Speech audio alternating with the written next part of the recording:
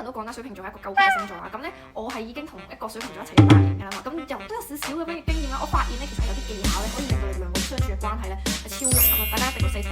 咁首先第一樣嘢咧，你一定要識得吹彩虹屁，即係擦鞋。其實我覺得水瓶座嘅人啦，都係比較內心係好敏感啊，同埋好自卑啊嘅一個星座啦。即係我發現咧，你係情緒價值俾得多啲佢哋咧，其實佢哋就好開心㗎啦。即係有陣時可能佢倒桶水咧，就話：哎呀冇咗你點得啊！即係哎呀邊個令到啊！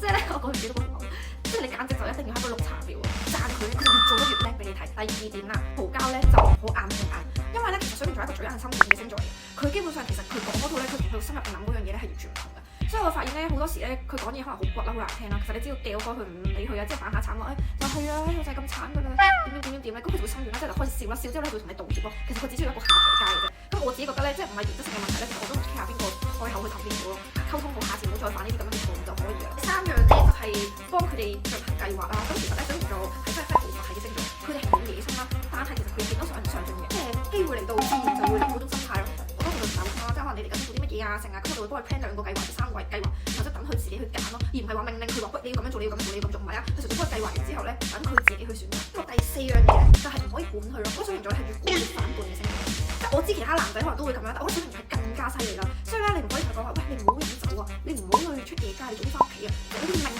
佢咁樣管住佢咧，你唔可以用呢個咯。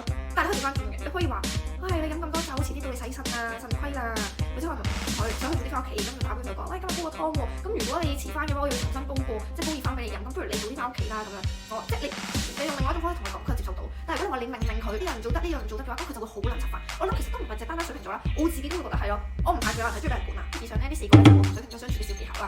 咁唔知大家有冇啲咩經驗或者可能有啲咩技巧咧，都可以喺下面 comment 俾我知啦。拜拜。